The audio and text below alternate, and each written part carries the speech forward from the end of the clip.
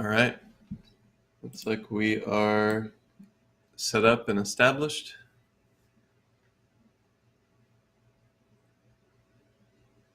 All right. That looks good. Okay. Audio levels are good. So let's go ahead and get rolling. And as always, welcome. My name is Jared. This is Engineering the Market. And today is April 6th, 2022. We are looking at a marketplace that is set up for the FOMC Minutes today. And just make sure we got good audio in the room.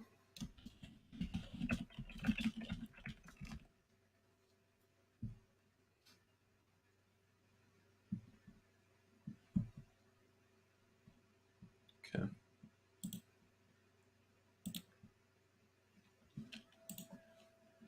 So let's see.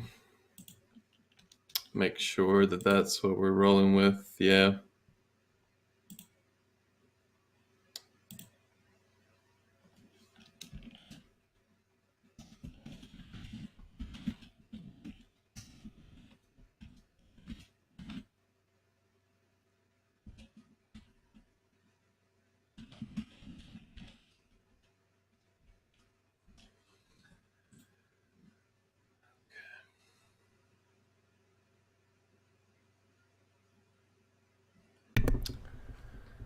Test audio So, room. Can you hear me at all?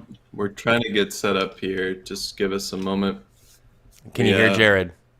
Looking at some separate configs here. So it looks as if people are starting to hear in the room. They're saying they can hear me, but not you. They can hear Thor, but not myself. So,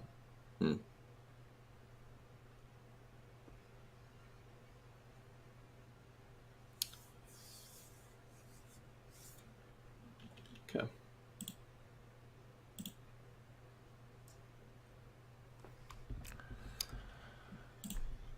Okay. Well, I'll let some of that get resolved in the background, but what I'd say is I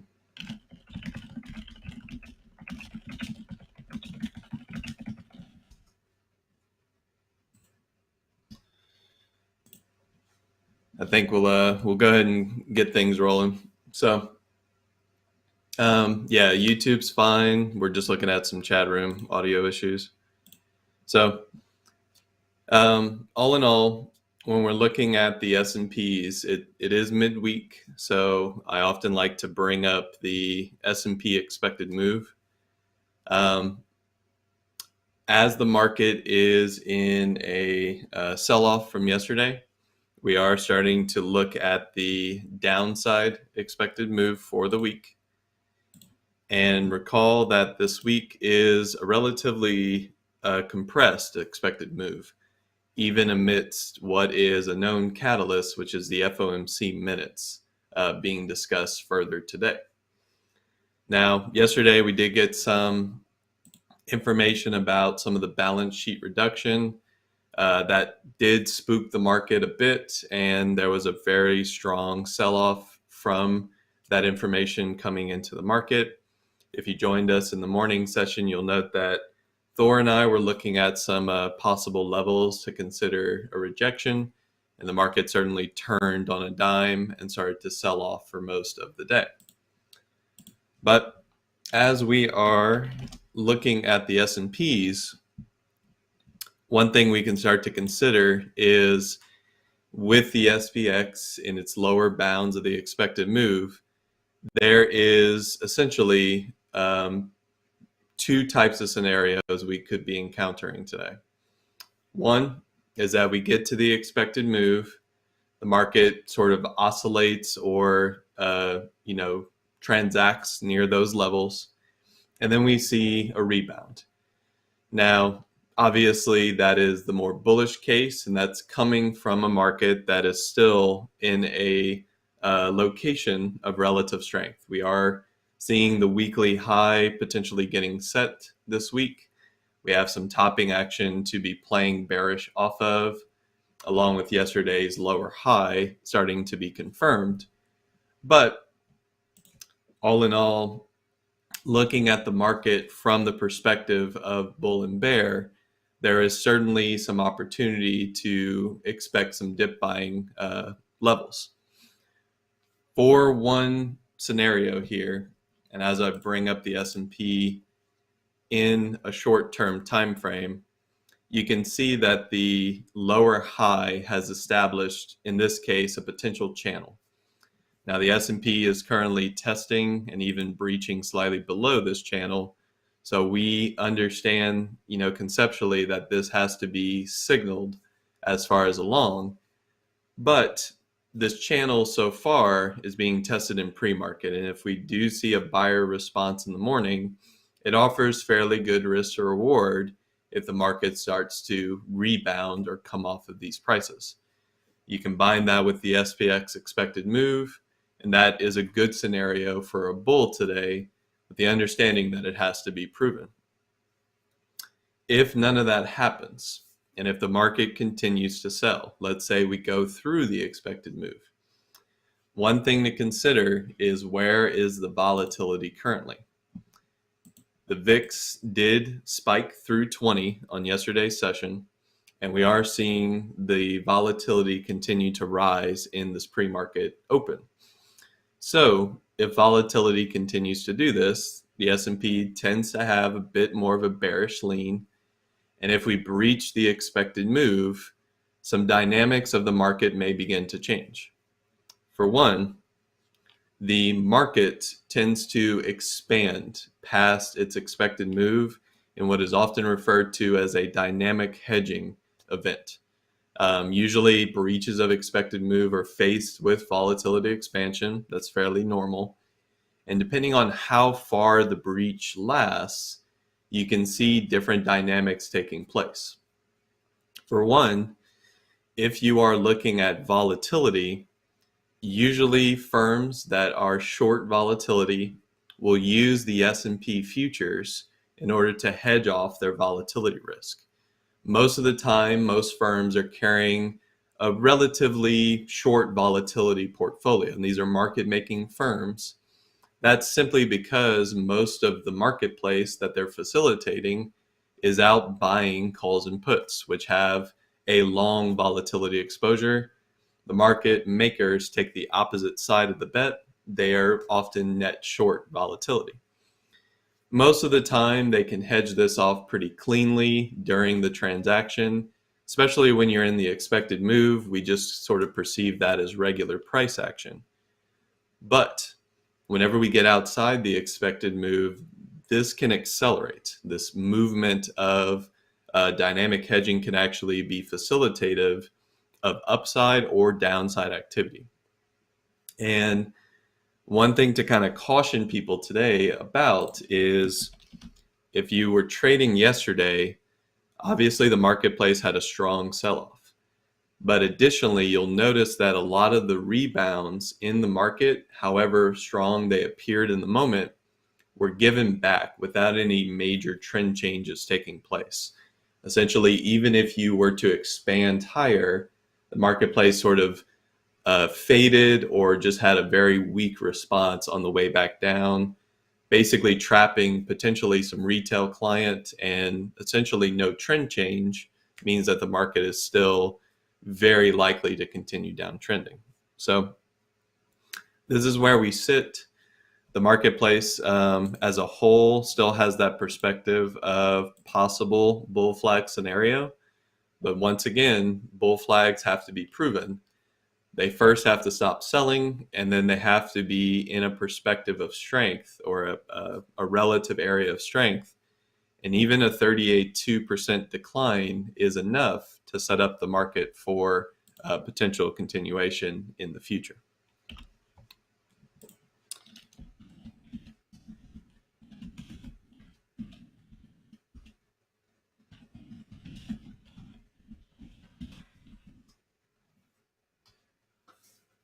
So, for that last reference, SPX expected move for the week, 74 points, 75 points, and we have the lower bound marked at 44.71. So, continuing the conversation of sectors.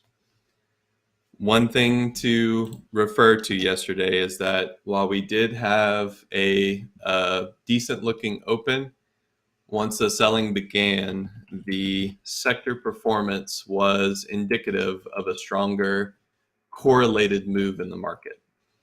And I think oftentimes what you're looking to see is on that session, not only what sectors are selling, but are all of your major sectors hitting their relative lows on the day around the same time. This can give you a clue that even though the S&P might be at quote unquote support or might be at a level of interest, if all of your major sectors are in a position of weakness at the same time, especially if all of them sort of clear that hurdle at the same time, the marketplace has a good chance to continue its sort of dominant trend on the day. Now, this daily performance from yesterday is a big difference from what we saw just 2 days ago, where we had some relative strength in consumer discretionaries, technology, et cetera, communication services. Those types of stocks were quite bullish on the session. Don't know why this is saying Tesla.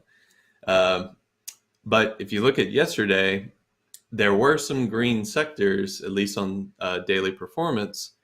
Most of them are going to be relatively risk off. These continuing to make new all-time highs. We have healthcare, which is a major sector of the S&P, but once again, more indicative of a late-stage business cycle and relative strength coming after economic expansion. So still a very poor sector to have be a bull, although it can boost the S&P performance. And then, of course, staples and real estate. Just noting here that even though they are green, their performance looks nothing like the downside activity that we saw in our main sectors, our more risk-on type sectors, along with even energy, which, as we've noted, is often inversely correlated with some of the price activity of the S&P. Even energy yesterday sort of took it on the chin, and a lot of selling just kind of hit the market as a whole. Now, usually when I see this, I think that the market is selling in a more correlated fashion. It's not necessarily that one or two sectors is providing drag. Maybe the rest of the sectors are moving higher. The idea is that if we are seeing correlated selling, we might be seeing that more volatility aspect of the market, where rising volatility leads to dynamic hedging activity. Usually those firms are going to look to sell ES futures or just the marketplace as a basket of stocks. And that's what can provide those all-out sort of sell-off type days. How long will it continue? That's up for some of the binary event for today to determine. And what I'm referring to is the FOMC Minutes. We do have that occurring at about 2 o'clock market time today. And what we're going to be seeing is a continual review of the posted minutes that occur in the previous meeting. So they're going to kind of dig through what is the rate hike plan continuing forward? What does the balance sheet reduction look like?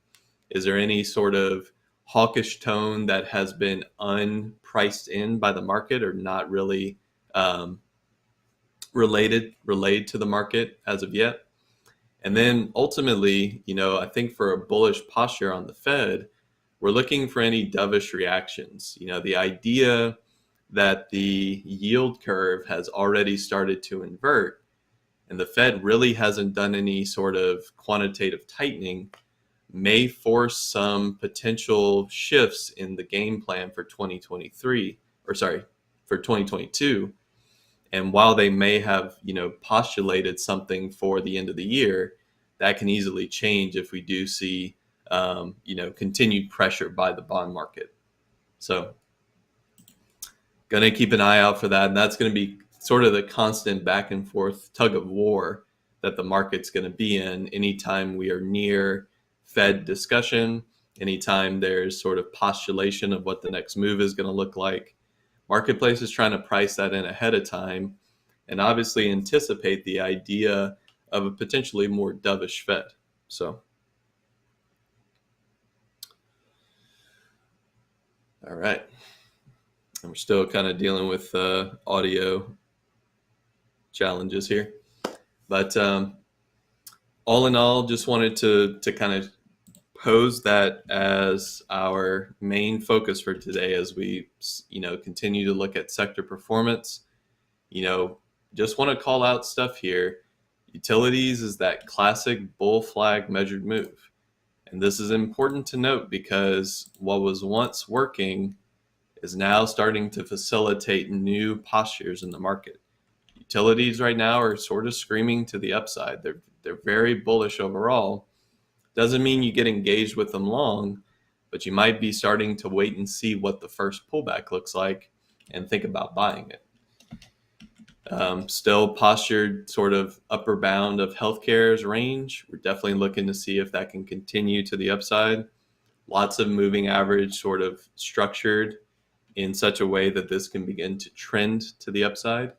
And healthcare is a main sector in focus because we have a lot of our healthcare stocks making new all-time highs. United Healthcare, amidst yesterday's selling, tagged its all-time high and retreated slightly. J&J has done so as well. And when we look at the XLV, the healthcare ETF, you can start to review some of these key stocks. The AbbVies of the world, new all-time high. Pfizer, these are classic names. These are going to be a bit more dependent on what their, sort of focus is amidst the sort of post-COVID relationship with the marketplace. But these are stocks that if they're performing, the healthcare sector is a strong bull candidate. And we can see a lot of outperformance in these stocks, along with considering these for swing trade ideas and even intraday opportunities. If you see sort of a strong rally in healthcare, running to these names might be good for a bullish posture on the intraday. Notable rejection here from energy, sort of a top level resistance point that's starting to form in energy. Still in a daily uptrend. We're definitely seeing some sort of compression of the range. Want to keep an eye out on this because while energy has a lot of oil focus, natural gas is becoming more of the new crude in a lot of ways. So looking at natural gas's performance compared to crude over the past couple of sessions, crude really hasn't done much of anything. It's a bit compressed overall amidst the parabolic top that was set.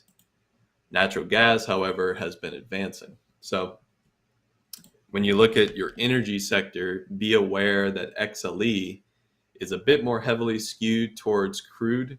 The companies involved are going to be more oil refiners and producers. There is some natural gas in this ETF, but you're going to see more of that exposure in something like XOP, which is your oil and gas exploration ETF. So this is mostly important just for your technical analysis because while XLE might look a bit distributive or maybe a bit compressed, there are areas of strength if you dig into specifics of the energy market. Obviously, XLK, very responsive to the SPY and the NASDAQ, so we're seeing similar patterns and structures. Relative strength in XLY, that's starting to pull back slightly with Tesla topping on yesterday's session and some weakness being experienced in Amazon. So we're going to see how far that goes, but Tesla was a bit overextended. We are hitting sort of the top line resistance point from the all-time high.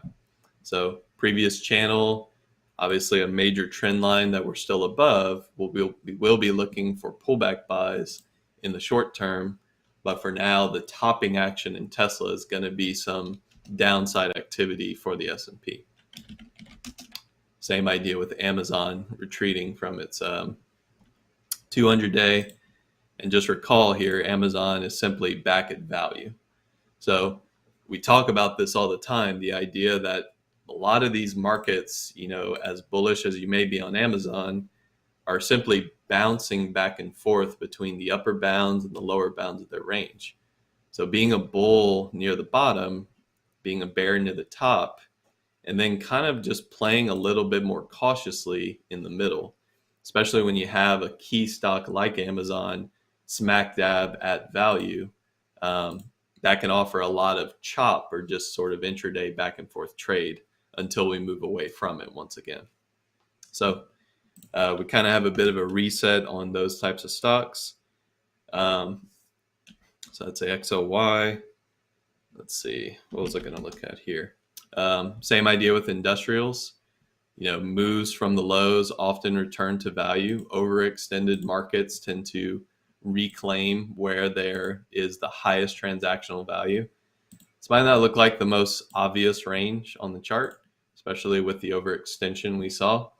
But in the face of volatility, we can still pull into larger volume nodes. And what this indicates is that this is not really a trending market in certain areas. We simply have a lot of moving average back and forth, lack of trend definition, large rallies off the lows, but similar drawdowns from the highs. When you're mid-range, it tends to be a little bit more challenging. You might want to be thinking more neutral strategies in these moments, and obviously play with a bit of a bias towards the market directionality at the time. Same idea with materials, upper bound of the trading range. We'll be looking to see if that rejects or expands. So similar look to materials as healthcare. Just marking off these highs and lows, the picture becomes a bit more clear when you see these larger trading ranges that the market has been responding to in these particular sectors. And then last but not least, consumer staples. This one, a bit more of a possible bullish candidate. Reason being is we are seeing some relative strength in certain key stocks of consumer staples. When you go to look at what's in this, you're going to be looking at things like Costco, Coca-Cola, Pepsi, Walmart, pretty strong bullish candidates in the past couple of days. We're looking at, top holdings, maybe not all screaming to the upside, but Walmart's performance definitely stands out amidst a possible bearish lean in the S&P. Once again, trading range performance here. We're talking about buying lows, possibly selling highs, and then from there playing to the mid-range if you see the right signals. Same idea with Coke, making new all-time highs on yesterday's session. Pepsi, similar idea to Coke, just not necessarily located in the same place on the chart. And sort of a favorite of mine, Costco, making relative highs over the past couple of sessions. So the point here, as we kind of continually reiterate some of the S&P performance, is that amidst a bull or bear market in certain markets, there's almost always a standout sector. We are not quite seeing an all-out bearish tone across every single sector. Some are certainly making new all-time highs. There's not really too much bearish about a new all-time high. But the market's posture here is indicative that these sectors at risk are the ones that are going to drag the marketplace back down. If we lose technology, that's 27% of the S&P. So we need, 2 to 3 major sectors to basically negate that type of performance. If we continue to see these types of sectors outperform, the likes of energy, staples, utilities, healthcare, it's indicative that the market is looking at a potential late stage business cycle and potentially some challenge to the sort of model of what's going to be outperforming in the future. And until we see the market shift around that, this is the scenario that we kind of face. It's what we should continue to have in our narrative.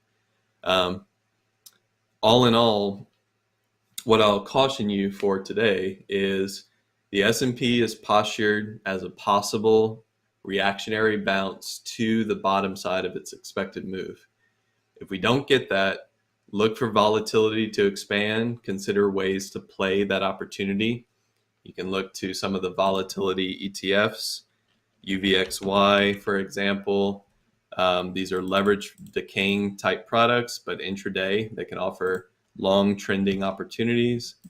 You can look at things like VIXI, similar product, different construction of what short-term contracts they're holding. And then what used to be a tradable product for volatility has sort of broken away as the holding firm has been unable to sustain shares outstanding. So keep these ETFs on watch. If they're basically uptrending, you can expect the market to continue its downtrend. If you see some rejection, maybe some trend change inside of volatility, that may be indicative that the S&P trend change is about to form. And what you can look for as a long trader is to maybe catch some of those reversals. If none of that happens, understand that we're in the face of some higher volatility today. It's been kind of a couple of weeks since we've seen readings even close to what we're starting to get off the lows. So let's kind of respect it for the time being. Let's see how high it wants to go. And obviously the FOMC minutes is going to be in focus if you're trading throughout the afternoon session. So all in all, lots to focus in on. Some swing trade opportunity, obviously strategy, still important. Uptrending markets tend to want to be looking debit kind of plays, call vertical.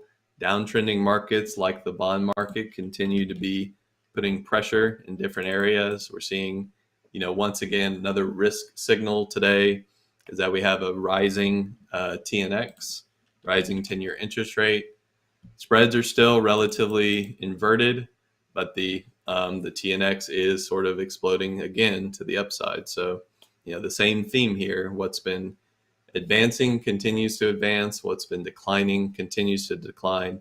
And the S&P is kind of trapped in the middle with some of those sector performances. So all that said, my name is Jared.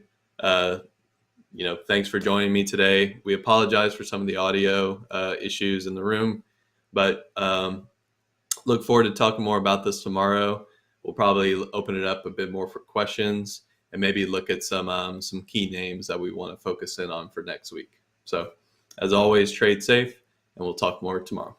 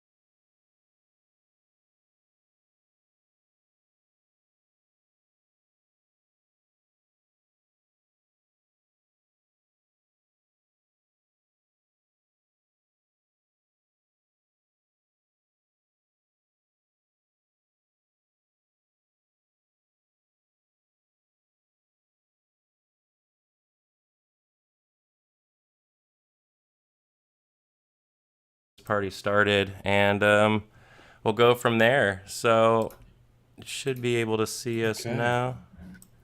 Am I on? Is it working? You're on. I can certainly hear you. All right.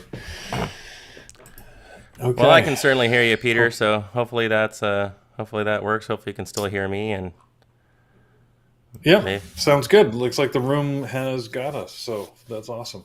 Okay, so let's give this a go. So they can hear me. They can't hear you. But in YouTube land, they can hear you. So everyone, YouTube it. All right, so we're gonna get going. Hey, good morning, Peter. How's it going, brother? Unfortunately, I don't have a way of only sending my audio, so obviously I've got a software issue going, and I don't want to restart vMix because if I do, I lose YouTube and all that stuff, and who wants that can of worms? So since we're not live anyway, I figure we just roll this on YouTube and we'll just have a party. So what's up, my bald brother? We're running it slim here in the pre-market. We're running it hairless and fine today. All right. Well, good morning, everybody out there in YouTube land. Sorry about the slow start this morning. Carlos is on vacation for a few days. Whenever Carlos goes on, everybody else freaks out because the dude is a production house. He runs like 400 things at the same time. So we have to figure that out. So as you can see here on our gappers list here, it's doing that thing again here. Let me just scoot that over. At least you'll be able to see it. Okay. As you can see here on our gappers list, we've got some stuff to the upside. Our downside gappers list looking a little aggressive right now. So we'll certainly have some stuff to look at there. Just a quick look right out to the SPY. You can immediately see here that we are in fact gapping down a titch this morning. Yesterday we had a fairly hard sell and closed near the lows of the day. Today we find ourselves gapped down a little bit and starting to kind of run towards the inside of this range. So it'll be interesting to see if you kind of zoom out a little bit on SPY, you can kind of notice at VWAP, we have kind of this value area, 447, 447-ish, somewhere right in there that's kind of set up a shelf. And if we can manage to, lose that area, then we've got this whole value area below in here, this whole new range that we can dip into and see what happens. So it'll be a really interesting day to see if we sell or if we kind of move into lows and then attempt to defend at this daily VWAP. So it should be pretty interesting to see how that goes today. Let's see. If I could jump in while you're doing absolutely. that on overall market announcements, not a lot going on except for one major activity, which is the FOMC Minutes are going to be released at 2 o'clock today. There should be no surprises. We already know what's contained in the minutes because we already sort of had the press release and the information has already been out there. In fact, the vice chair has already talked to it. I think just yesterday she was making comments against it. However, that doesn't seem to usually stop the market from reacting. So I don't expect anything new. It should just confirm the fact that interest rate hikes are coming and they plan to sell off some of their assets, so ease the buying and eventually sort of reduce the balance sheet. They've said all that. However, be ready at 2 o'clock, especially if you're in a trade or looking at a trade right around there, where sometimes the market can, it will jump up and down. Often it comes back and settles at the same point, but that variation right at the minute release point when the computers react, sometimes things can go nuts. So just be aware of it. Yeah, absolutely. I agree with you there, Peter, because those news algos, once they chime in, they go crazy, at least for the first couple of minutes after that news comes out. So that's for sure. So awesome. So let's go ahead and take a look here at just kind of get into our basic gappers list. I don't have the list from yesterday, but I know we watched. We had some really interesting moves yesterday in Oxy. I know Twitter. We got some good moves in Twitter. We had some really big sells as these stocks yesterday. Let me go out a little bit. Kind of made some highs here and then ended up selling off for a good portion of the day. Twitter kind of did a similar thing. So we had some good moves in those. At the same time, we had some rallies in travel and some other things like that really went pretty fun. So let's see what we got going on here. I'll start on the gap up list because it's pretty small. So let's take a look at it. We have. I'm told I don't have you. Sorry. What'd you get? Sorry, I'm told that I don't have sound on YouTube. I'm not sure. I'm trying to. No, I can hear myself. All right, so Okay, it looks good. Okay, good. Praise the Lord. All right, so so we have BigBear.ai, which BBAI might be the first time I've seen this one. 12.5 million share float. Not the lowest, not the highest. Are you? It's oh yeah, BBAI. Oh, that's a new one. Where did that? Yeah, come from? I haven't seen this one before, and it looks kind of like BTAI, which is biotech. So that's a therapeutic. Well, that's what I thought you were looking at, because there was news on BTAI, BBAI, which is odd that this is here as well. This looks like a SPAC, actually. It's a holding company. So usually that loses my interest. Yeah, exactly. All right, so we don't like. How about BTAI? This is a therapeutic BioXL, right? Yeah. Now, I think the news is interesting on this. I'm not sure if that makes it tradable. So it's a low float. I think there are around 19 million shares in the float, so it's relatively low. They announced that the FDA approved their treatment for schizophrenia and bipolar disease. Now, the thing is, they've announced that the FDA is approved. The FDA hasn't announced it. So I'm always worried about those that, if the FDA, once, they start their day, says, wait a second, we haven't actually approved it, this thing could go sideways or south very quickly. So anyways, the news right now is that BTAI have themselves announced that the FDA has approved their schizophrenia and bipolar treatment.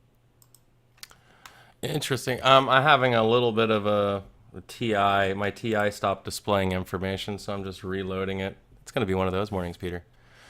There we go.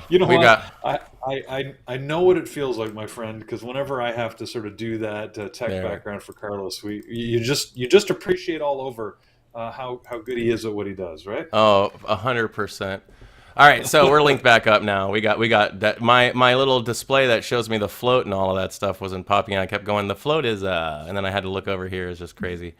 So we have AARY, Array Tech, pre-market volume not looking spectacular volume wise, but it had interesting day yesterday. Really sold hard, and then today gapped back the other direction.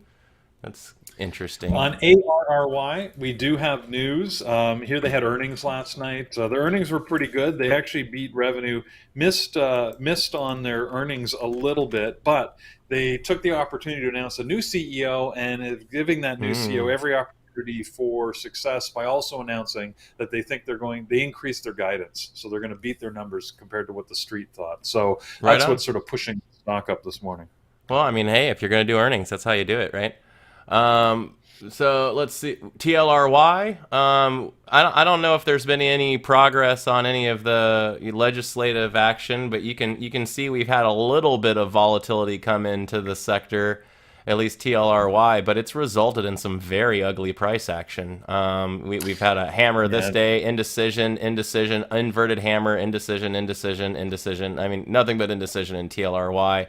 So for me personally, I would really like to see TLRY make a decision before trading it. So, but I'll leave that, guys, to you. Anything notable on TLRY?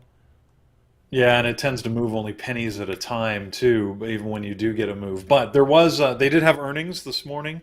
They beat their numbers. They actually missed their revenue number, but nobody cares because for the first time ever, they posted a profit. And they reconfirmed their guidance for the full year. So that's what sort of got a little bit of excitement in TLRY this morning. Well, hooray for profit. I think TLRY at one point in time was like a $20 stock. So let's see. Maybe we head back now that we're making money. Let's see. RIVN. Brief moment. For a brief moment time. RIVN popping up here. It must be meeting gap up by the slightest of credentials.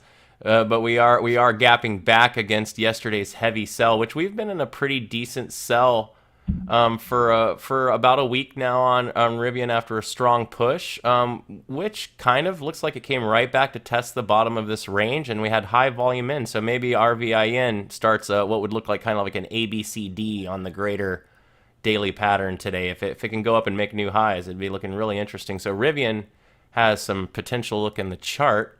Any notable news? A little bit of news on it. I mean, the news is light. They basically have reconfirmed that they will meet their production targets for the year.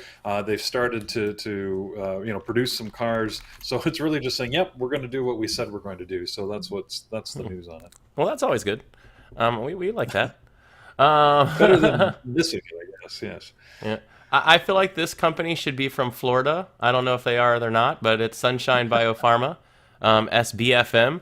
They a little bit in the smaller price, a little bit in the lower float, being 3.9 mil. It could be worse, but Norm would definitely trade it. But we've no, maybe too high for Norm. No.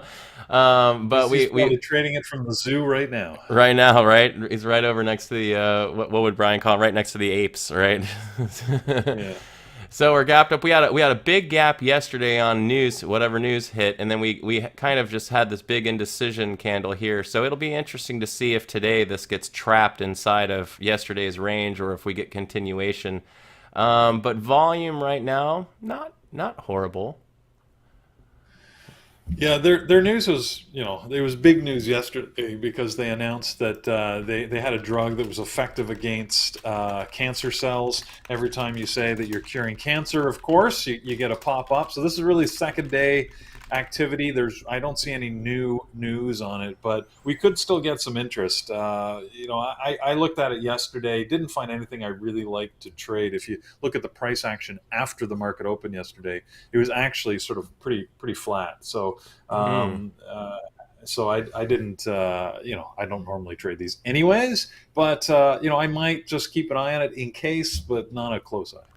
Well, that's a really good point, Peter, and everyone, don't keep an eye on this kind of stuff when you're evaluating your stocks. Don't be afraid to go back a day early and say, hey, once we opened, how did we trade? And if you notice this great, pre-market action that happened ahead of time, but then once the stock actually opened, it was very poor trading stock for the most part. You had like one opportunity, maybe two opportunities throughout the entire day for reasonable risk versus reward. Today we're inside that same range. So the question be, is this one even worth keeping an eye on just because of how it traded in the prior sessions? If we have better stuff, I'd say no. All right, so let's go hit our gap down list, which is a much bigger list. So I'll roll through this one a little bit faster, and if something notable comes out, feel free just to talk right over me, Peter, and I'll jump out of the way. So we got LGVN, which is Long Everon Inc. Had a pretty interesting day yesterday. Made quite a breakout, but then stuffed and immediately gave back the entire day's profit. Now opening up in that same range. A little bit of a lower price stock, a little bit of a lower float. Not too busy, but if you're into these kind, this might work for you. Let's see. Nvidia has been enjoying a little bit of a sell since tech topped around, and it's been coming down. We've seen kind of a rotation coming out of tech.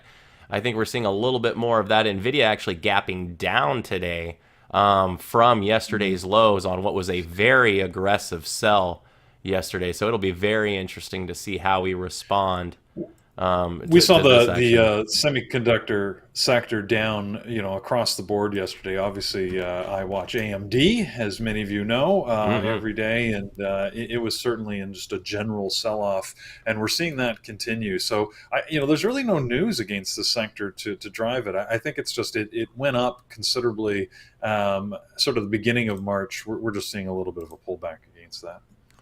Yeah, exactly. I think and that sector had such an aggressive rally at one point. I think you're getting some profit taking and some rotating and stuff like that. AFRM is back on the gap down. AFRM had a really gentle rally over for a couple of weeks back to 50, and then threw a really nice upside down hammer there right off of $50, and it's been kind of consolidating for a sell since.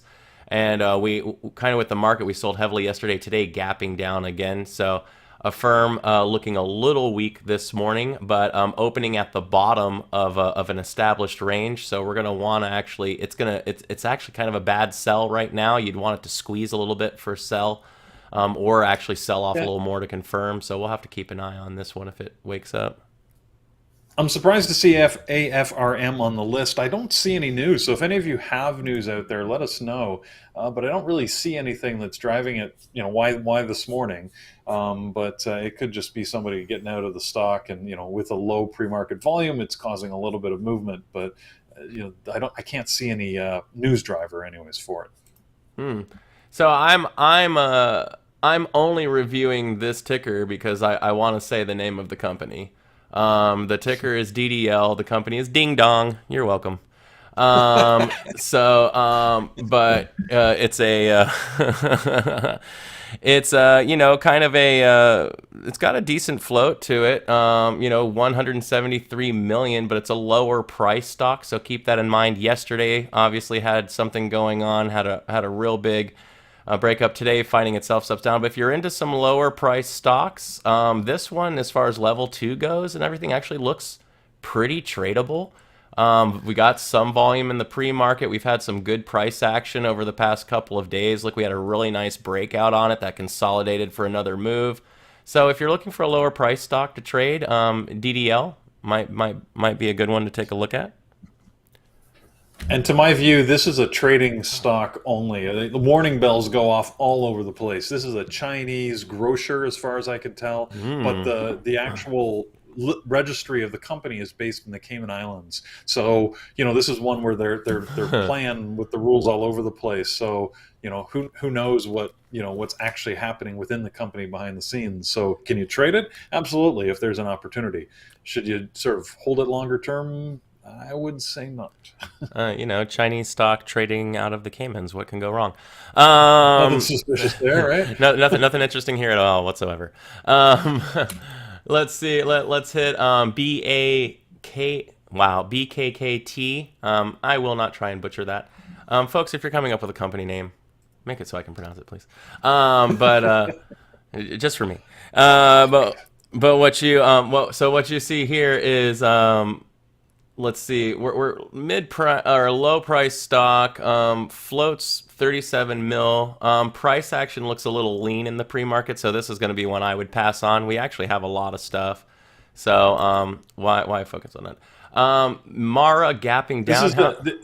How's our Bitcoin? BKTT, by the way, they've been on and off our list over the last little while. This morning they did announce that they've got a partnership with, and this is confusing me, a partnership with American Bank. I'm not sure if that's the actual name of a bank or they're just saying an American bank. Is there an actual bank called American Bank? I don't know. Anyways, but they've got a crypto partnership, and it sounds like they're jumping on the cryptocurrency bandwagon here a little late. But hey, it could make the stock move if it's something you're interested in. They're like, no, don't be confused. We did not say Bank of America. We said in an American bank. Which bank is that? It doesn't even say "an." It's just American Bank. If you look at the news article, I like it. I find that confusing. There's a bank called American Bank. That's either brilliant or ridiculous. I'm not sure. Its ticker is $AMBK, American Bank. There you go. Okay. So what happened was someone was like, man, we really just want to do business with American Bank. And they're like, okay. And they're just like, what? Really? That's a thing? So Right. Good to know. I'm going to say they're based out of Texas, because only Texas would be large enough to hide an entire bank. All right. So I pulled up Bitcoin here. If you have DOS, he's not here to defend himself, eh? Exactly. Let's all Texas jokes for the rest of the day. I actually lived in Texas for 8 years, so I can do that. I pulled up hashtag BTC just so I could look at Bitcoin real quick, and Bitcoin does look like it's coming towards its yesterday lows, and it's kind of had this range set up here off of like the 44,300-ish level. Hard to even say that number. And I looked at that because I noticed like Riot and Mara were both hitting the gap down list. So and so I'm gonna assume that they're kind of responding to Bitcoin's lower price. Do we have anything notable going on with the coin and its affiliates? Yeah, I haven't seen any news on Bitcoin specifically this morning. I mean, this feels like just normal, Bitcoin-ish movement. Bitcoinish, I like it. That sounds like a term I'm working Yeah, with. it is now. Wow. So we had Travel Rally yesterday. I apparently missed what happened with Spirit Airlines. Is that all after Can you is that into the close? can you What just is? sorry, Thor, can you just mention that to hear me they have to go to Yeah. YouTube. We've got new people joining our room, and of course they only see my lips moving. And Anyone coming into the room right now, public service announcement, my vMix decides that it wanted me to go solo today, but I did not want to. So unfortunately, the audio is not coming into the room, but it is going to YouTube. So feel free to pop over there. Since we're not doing anything live, the lag shouldn't be too big of a deal. But thank you. Come on, hit that up. So Save confirmed an unsolicited bid from JetBlue. Cool. yeah, so there's a little bit of movement going here in the airline sector. The smaller carriers are looking to amalgamate to get some, I guess, competitive ability against the bigger carriers. So Frontier had made a bid for Spirit Airlines. JetBlue has now come in with a much better offer, actually significantly better offer, but it's unsolicited, which means that it's not like they've been working in partnership with Spirit. So this saga could continue. So normally the acquirer, their price goes down, which is why JetBlue is gapping down today. But keep in mind, being that it's unsolicited, who knows, right? Save, which is the ticker symbol for Spirit Airlines, is under no obligation to accept it, and they could and may likely hold out for a better offer now that there's a bidding war going on. So we'll see what happens. These are worth watching, but it's going to be one of those weird things that you could be watching this for days and then suddenly it'll jump up because somebody gets wind of news that they'll probably hear before us. So if you're watching it, and especially those in the room, hey, let me know because I'll probably not put it top of my list. Yeah, absolutely. I mean, unfortunately, the price action looks very difficult to trade. As much as I like the catalyst and the concept behind it, the gap happened right at the end of the day on the 5th, and it was just a massive, volatile, quick 10 minutes. It took this thing just to rip up, and then it closed, and it's just stuck there. So I would want to see something happen. I'd need this stock to open, some volume to come in before I'd consider it. But in the opposite side of things, we got JetBlue, which is obviously going to have some negative response, probably because of that. Anytime they come out and want to do an acquisition, you can see it looks like a hurt to potential financials. So we get a little bit of a drop down on JetBlue as a response.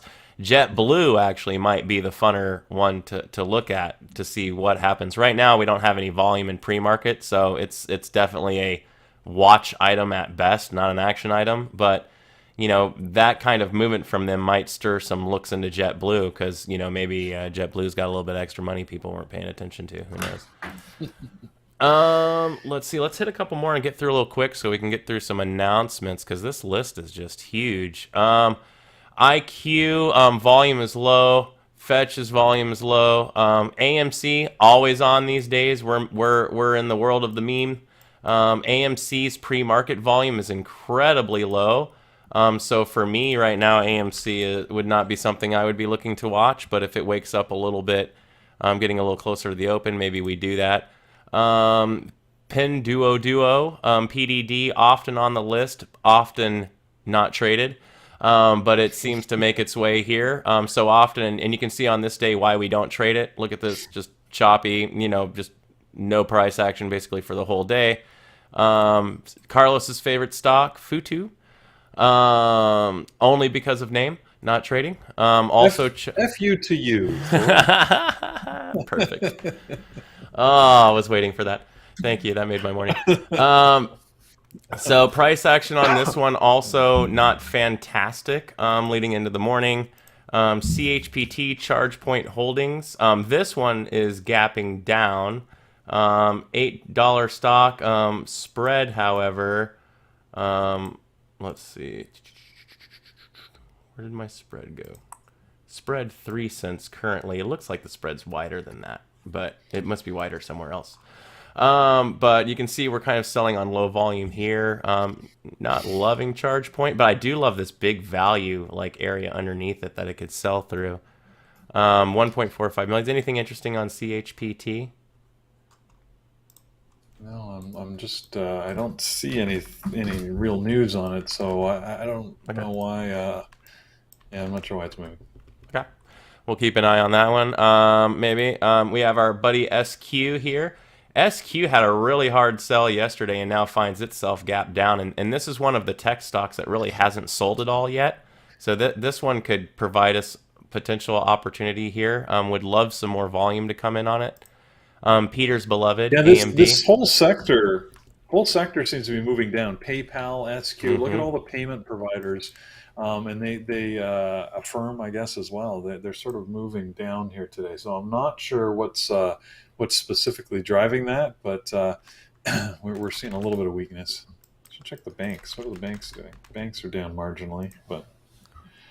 All right, so we got that. We got some drop. So we got drops in tech. Look like they're going on just generically. And then we have energy, right? Like we have where we're seeing Neo, XPEV, Plug, right? We've got energy that pushed and then sold, now gapping down. We've got a lot actually coming the other direction today. So that's why our gap down list is so big, but it's not. I don't even know if I would call this catalytic. I just think we're in that point of the market. I think we're ready for a little bit of a breath today. Couple I'll mention to take a look at, because you're right, that list is pretty big. Twitter, we know it had a lot of excitement yesterday with Elon joining the board. As you would expect, you're getting a little bit of pullback today on Twitter. Big volume, though, pre-market. I think we're already up 2.5 million shares so far this morning, so we could get some movement. It's funny. I think it was you and Jared were trading this the other day when the news came out. I could not do it. So credit to you for taking that on. So Twitter's not a great trading stock for me, but it could provide some opportunities. Meta is down a little bit this morning. It's actually been a good mover once the market has opened. Worth taking a look at. And I feel we have to mention Tesla. Tesla's been jumping all over the place, and if you like trading Tesla, you've probably been loving the last few days, because we got some big moves in Tesla. So there's a couple others to maybe keep in mind. Yeah, it was all of the selling was just Elon getting rid of some shares so he could buy the rest of Twitter, maybe.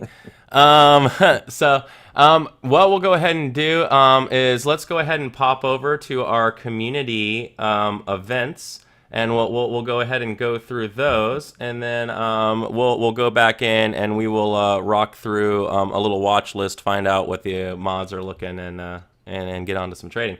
So all yours, Peter, on the community events.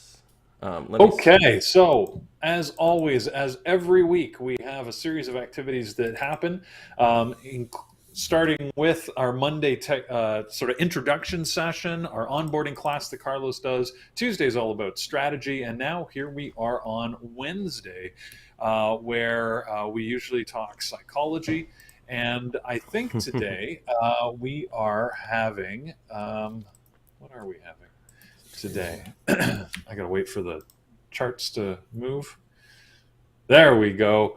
Looks like today we've got Dr. Kenneth Reed with us today. He's going to talk about discipline versus adaptability. Good topic, actually, because we always talk about being disciplined and sticking to your rules, but how do you know when you need to reevaluate those rules and potentially change because market conditions have changed? So he's going to be talking about that, helping guide us through that as a trader himself.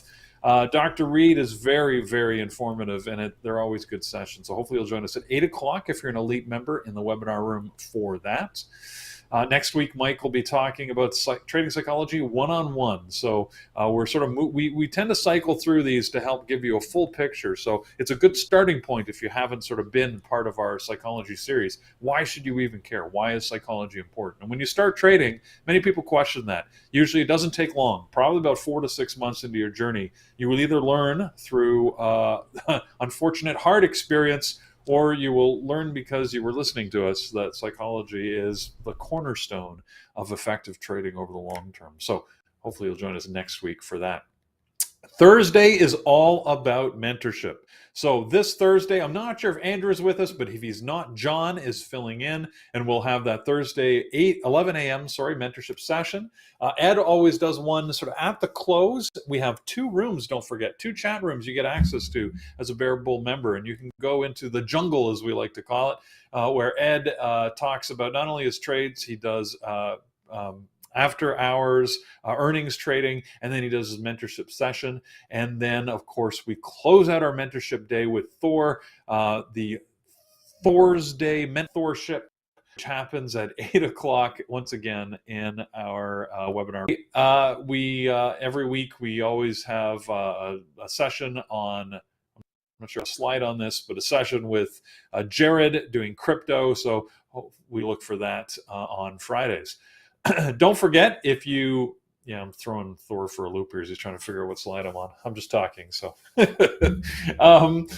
if you haven't already, go check out our stock trading simulator. You do need to log in, but that's just so that we can track your preferences and you don't have to sort of, reset it up every time. But we promise we will not market to you. There is an opportunity, if you want, to get suggested trades and stocks you can look at to leverage against the simulator. But it's completely free. There is no obligation. We've put that out because we couldn't find that type of service available for all traders out there, and we wanted to make that available. So credit to Andrew and the team for building that from scratch. It's a fantastic tool, and please go and leverage it. And if you wanted to join us in our community, we'd love to have you. It's always better, of course, when Carlos and Norm are here, because they are the regularly scheduled people who have all the technology nailed down. However, this is, the challenges we're facing this morning are only for the pre-market show. Once we go live with our trading as the market starts to open, it's all in the chat room and it's seamless. So hopefully you'll join us and experience that. You can do it on a 1-week trial using the code PREMARKET24. It's only $24. You get 1 week, including the onboarding class, and then both chat rooms are available to you. Check it out. See if it's for you, because we know not all communities or for all traders, but we have a great community with people who are very helpful, eager to support you, and I think you would love it if you choose to join. And if you do want to join full time, then use the code SPRING50. It's a discount code, 50% off our elite annual membership. So hopefully you'll use that code and join us at half price, and then you can be an elite member for the year and get access to all of our training, all of our psychology, of course, as well as the chat rooms. All right, with that, we've got some levels to set and a little time to do it. So back to you, Thor. Right on. Thank you, good sir. Thanks for the read through. I kind of like the slide acrobatics. I think it was kind of fun. Trying to go back and forth with that, actually. So I went through, and I right now the watch list for the moderators are starting to starting to come together. Right now, tech's looking like the predominant. But if I look to my list, there is like a lot to look at here, and this is a problem for most, including myself, right? You've just got tons of stocks here. How do you limit which ones you like? I'm going to show you the ones that I like, and then I'll go out and get the ones that you guys like. The ones that I like, I ran a high volume scanner, so I specifically am dialing into the ones that seem to have the higher amount of participation in the market. So, and for me, those pop out as Apple, Twitter, SPY, AMD, NVIDIA, Dell, and Facebook are is the main ones out of these ones that really pop through, that really come out. Not saying PayPal doesn't have an interesting sell to have here. I like to focus on the ones that have the participation. But you can see all of these charts almost look exactly the same on every one, because basically stock prices have been moving in correlation. Now, TLRY and CGC are both starting to come awake. So that might allow them to move themselves up a little bit if we get going. Right now, you can see here TLRY, starting to move on that earnings move. So for Apple and most of these tech stocks, the area I'm going to be watching is actually just this backed area of like 172. And you can go through pretty much all these tech stocks and find this same area.